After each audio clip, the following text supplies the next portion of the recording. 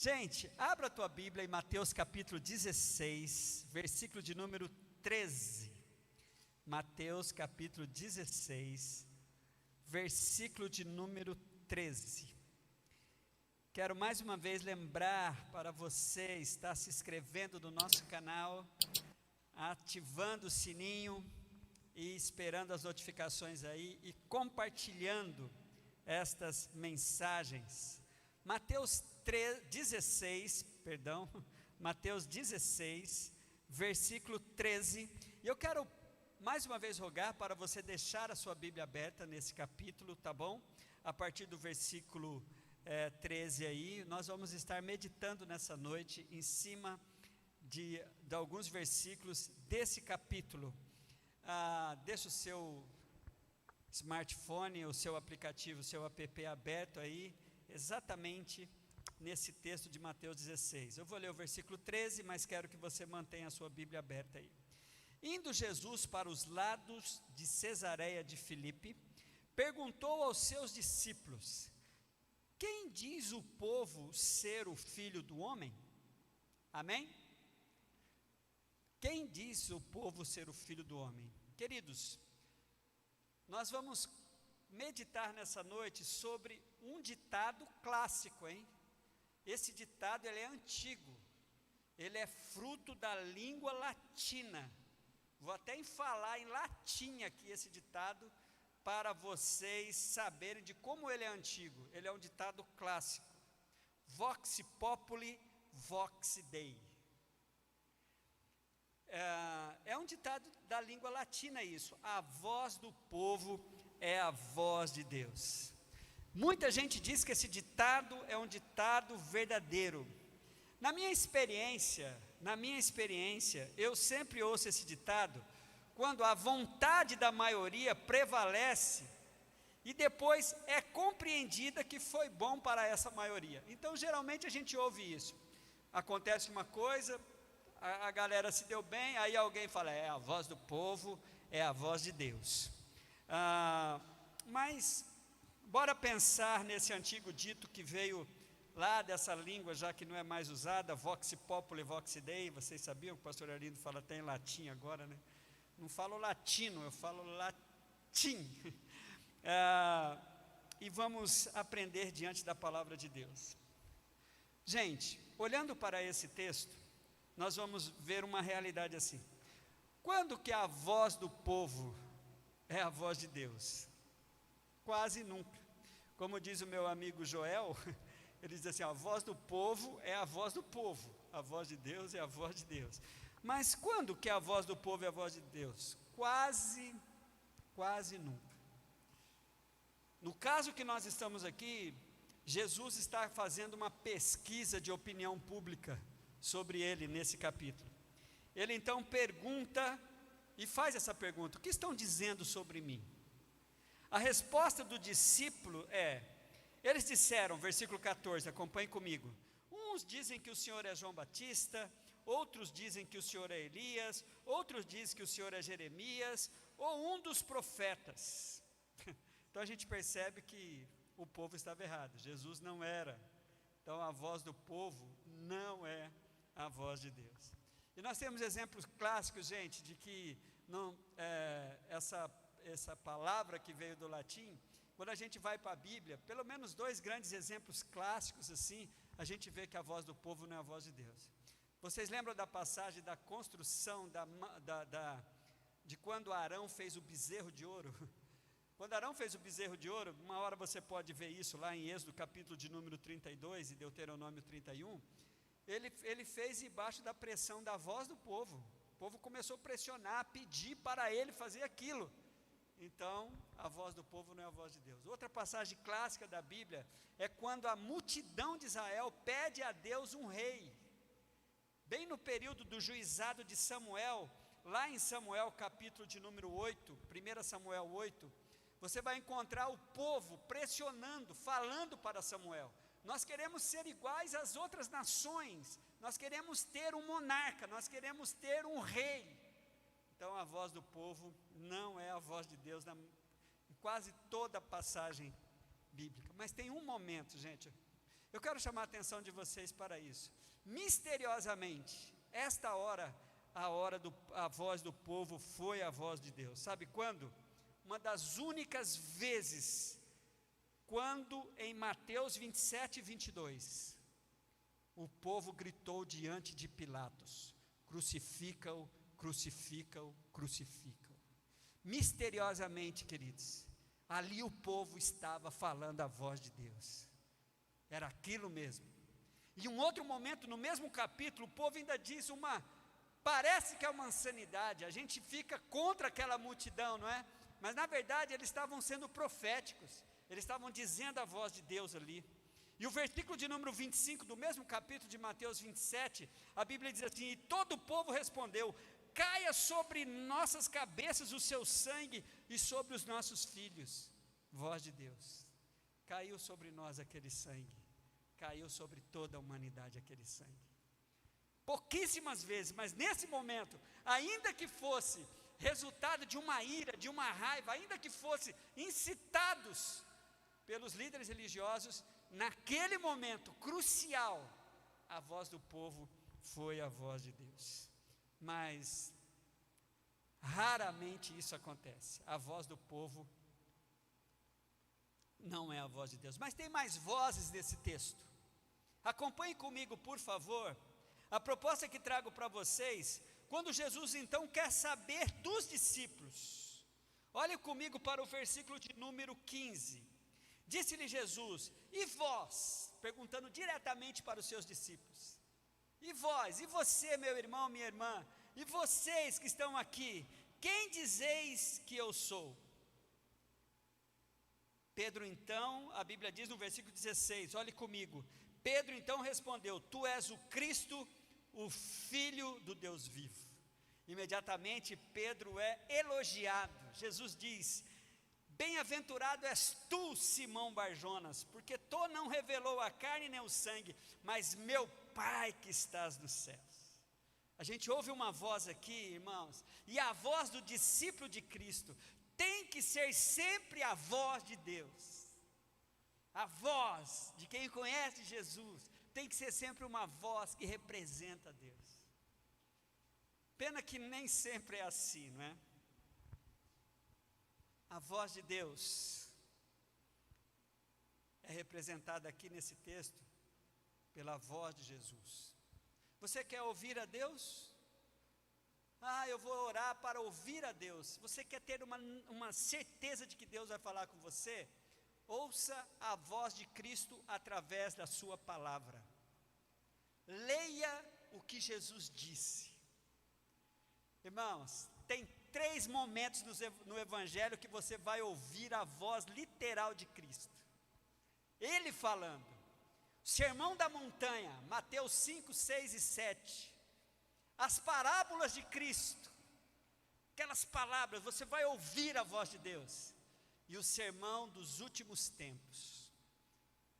E a quarta maneira da gente ouvir a voz de Deus é percebendo as atitudes de Jesus. A voz de Cristo é a voz de Deus, amém, igreja? A Bíblia diz assim, versículo 18, Jesus deixa claro para Pedro, depois dele elogiar Pedro, ele diz assim: pois também eu te digo que tu és Pedro, e sobre esta pedra edificarei a minha igreja, e as portas do inferno não prevalecerão contra ela. Isso é a voz de Deus. As portas do inferno não prevalecem contra a igreja, amém, queridos? Vamos aplaudir ao Senhor por isso? E olha só, isso é a voz de Deus. A igreja é responsabilizada por ter em suas mãos avisar para as pessoas: quem está conosco está ligado aos céus. Olha o que a Bíblia diz: eu te darei a chave do reino do céu, tudo que ligares na terra será ligado nos céus, e tudo que desligares na terra será desligado nos céus. Isso é a voz de Deus. A igreja edificada sobre a declaração que Pedro fizera: tu és o Cristo, o Filho do Deus vivo. A voz do povo diz, gente, que o apóstolo Pedro é o primeiro papa, a voz do povo, mas essa não é a voz de Deus.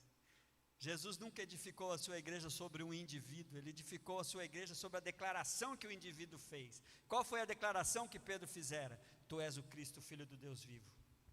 Queridos, e quando a voz do discípulo de Deus não é a voz de Deus? Olhe comigo, por favor. Versículo de número 21.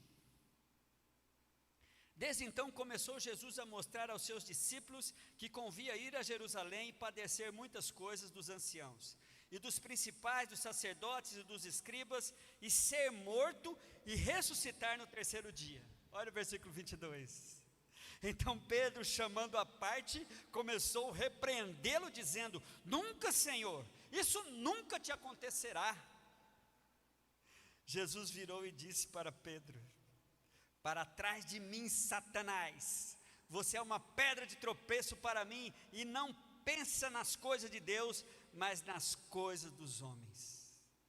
Aqui a voz do discípulo de Cristo não era a voz de Deus. Tadinho de Pedro. Pedro é tipo daquele discípulo que tiveram uma experiência forte com Jesus. Ele acabara de ser elogiado, gente. Muito bem, Pedro, não foi você que falou isso, mas o Espírito Santo, foi Deus, o Pai, que colocou essas palavras na sua boca. Pedro, meu querido, achou que era o cara. Falou: não, a partir de agora, a hora que eu espirrar, meu irmão, na hora que eu suspirar, vai ser o Espírito Santo. A ponto da Bíblia dizer, ele estava tão cheio de si, tão soberbo da experiência que ele tivera, que ele achava que a hora que ele falasse, Jesus, a Bíblia diz que ele repreendeu Jesus. Olha que doido, o cara é maluco. Não, saiu da casinha, está com corona, só pode. Repreendeu Jesus, gente. Aí, olha, é difícil isso, né? Logo depois dele ser elogiado, tu és bem-aventurado, Pedro, ele ouve isso de Jesus: para trás de mim, Satanás. Você está doido, gente? Pedro, eu acho que ele levou aquele susto assim. Então, nem sempre a voz do discípulo de Deus é a voz de Deus, gente. A gente tem que tomar muito cuidado com isso. Cuidado com a soberba espiritual daqueles que já foram usados tremendamente. A falta de discernimento. Aqueles discípulos, queridos, sabe por que Pedro não sacou aqui, não percebeu? Que ele devia, bora lá, Jesus, vamos então. Porque eles tinham uma tendência, que todos nós aqui temos, de ficar sempre com o pior, não ouvir toda a revelação, só parte dela. Quando Jesus dizia para os discípulos que convia que ele fosse para Jerusalém, olhe comigo por favor no versículo 21 de novo. Desde então Jesus começou a mostrar aos seus discípulos que convia ir a Jerusalém e padecer muitas coisas dos anciões e dos principais sacerdotes e dos escribas e ser morto. Eles ficavam só até aqui. Jesus não falou só isso. Jesus falou que ele ia ressuscitar, mas os discípulos não tinham discernimento, eles não ouviam tudo. Porque a gente gosta da versão, e na versão a gente fica com o pior da versão. Eles não ouviram toda a declaração, eles só ficavam com essa parte, irmãos. O que eles ouviam? Ele vai padecer, eles vão matá-lo, ele vai padecer na mão dos religiosos.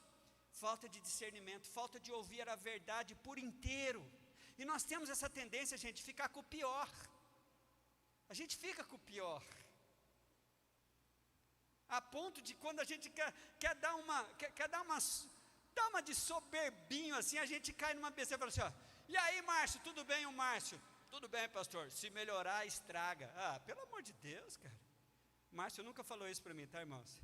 É que eu estou tão feliz de vê-lo aqui, Márcio.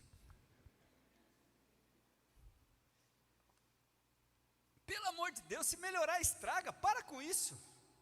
Mas a gente gosta disso, a gente gosta de brincar com a desgraça, a gente gosta de ficar com a coisa ruim. Os discípulos ficavam só até essa parte, até ser morto. Aí o que Pedrão achou? Não vou deixar que o meu mestre vá morrer em Jerusalém. E começou a repreender Jesus. Não, Senhor. E quando ele ouve: para trás de mim, Satanás. Queridos, quando nós não discernimos direito, a nossa voz não é a voz de Deus. A voz de Cristo é a voz de Deus. A voz de Cristo é a voz de Deus. Olhe de novo. Quer ouvir a voz de Deus? Ouça Jesus, gente. Aprenda com Jesus, leia o que Jesus disse, decore o que Jesus disse. Eu tenho um texto decorado toda vez que na minha mente, que é Mateus 11, versículo 28 a 30. Vinde a mim todos que estáis cansados e sobrecarregados, eu vos aliviarei. Tomai sobre vós o meu jugo e aprendei de mim, porque sou manso e humilde de coração, porque o meu fardo é leve e meu jugo é suave. Irmãos, vamos aplaudir o Senhor, pelo amor de Deus. Esse texto eu tenho no meu coração, porque quando as coisas estão pesadas, eu vou lá, Senhor, pega isso aqui para mim. Queridos, quer ouvir a voz de Deus? Ouça Jesus. Jesus quer que tenhamos consciência do nosso erro, por isso que ele falou aquilo para Pedro. Olhe comigo depois, na resposta de Jesus. Jesus está dizendo assim: olha, para de ouvir vocês, para de ficar com essa pior parte, porque vocês vão ouvir a voz do povo. E o que a voz do povo ensina, gente? Ensina a gente fazer o mais fácil. A voz do povo faz a gente esquecer do primordial, o risco de querermos um evangelho sem cruz, um evangelho sem a crucificação, sem Jesus na cruz, um evangelho sem sacrifício. A gente quer, era isso que Pedro queria. Não vamos para lá não, Jesus, lá só vai ter problemas. Essa coisa fácil, fazer o que dá certo, não o que está certo, gostar da versão e não da verdade. Sabe o que nós gostamos, gente?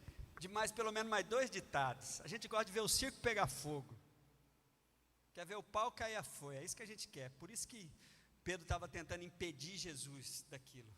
E qual que é o problema, gente? É nós nos posicionarmos, ouvir a voz do povo, ouvir o anseio do povo, é nos posicionarmos como um adversário. Naquele momento, quando Jesus usa a expressão Satanás para Pedro, ele estava chamando ele de adversário. Você está sendo um adversário meu, você está sendo um adversário da obra de Deus, você está sendo um adversário do que Deus preparou para nós. Então, queridos, a voz de Jesus é a voz de Deus. Nos nossos dias, a gente talvez só queira vencer, não é? Esse Jesus triunfante, tudo podemos.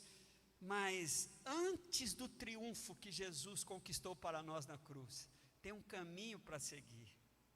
Vamos para esse caminho, queridos. Vamos ouvir mais uma vez a voz de Cristo. A voz de Cristo é a voz de Deus. Acompanhe comigo, por favor, o versículo de número 24 em diante. Ouça a voz de Deus. Ouça a voz de Deus, um Deus que respeita a tua vontade. Olha comigo, por favor, versículo 24. Então Jesus disse aos seus discípulos: se alguém quiser acompanhar-me, ouça essa voz de Deus, meu querido e minha querida. Ele respeita a tua vontade, ele respeita a sua decisão. Ele pergunta: você quer? Ouça a voz de Deus, que dá sentido a algumas crenças que ninguém leva a sério. Você quer ver alguns outros ditados que da vida não se leva nada, não é? Você já ouviu isso?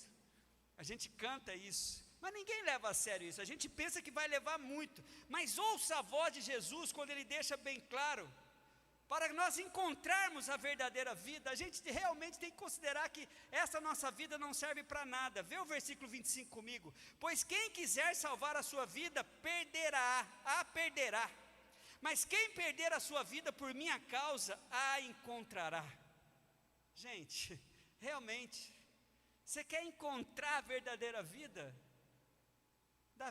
Essa vida que nós temos sem Cristo, ela não serve para nada. Não serve para nada. Ouça a voz de Deus, que deixa bem claro que o sucesso material, o sucesso social, não tem mais valor do que um bem precioso, impagável que você tem, que é a sua alma.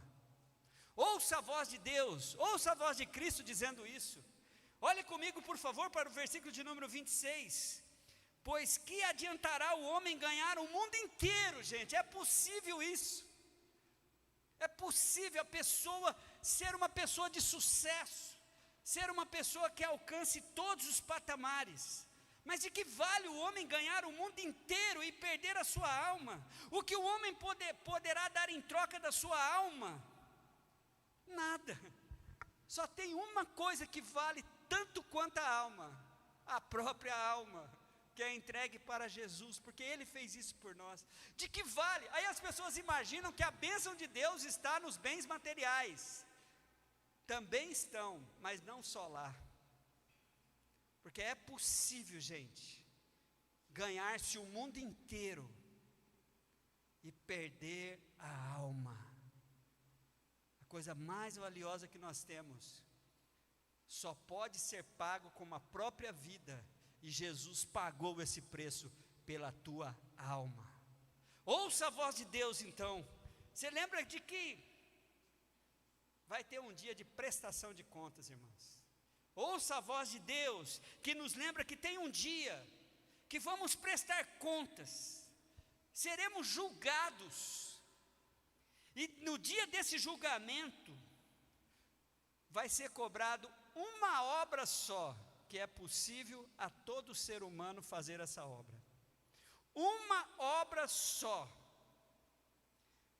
para que você venha alcançar a salvação. Porque o texto diz assim, pois o Filho do Homem virá na glória de seu Pai, com os seus anjos, então recompensará a cada um de acordo com o que tenha feito, ou então algumas Bíblias dizem de acordo com as suas obras. Tem uma obra só que é possível você fazer, meu irmão, uma obra só. Essa obra não tem nada a ver com ofertas, essa obra não tem nada a ver com sacrifícios, essa obra não tem nada a ver com filantropia, essa obra não tem a ver com cerimônias, com jejum, com oração, com leitura da Bíblia.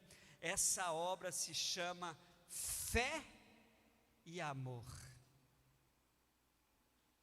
Fé e amor. E essas duas obras Deus implantou no teu coração.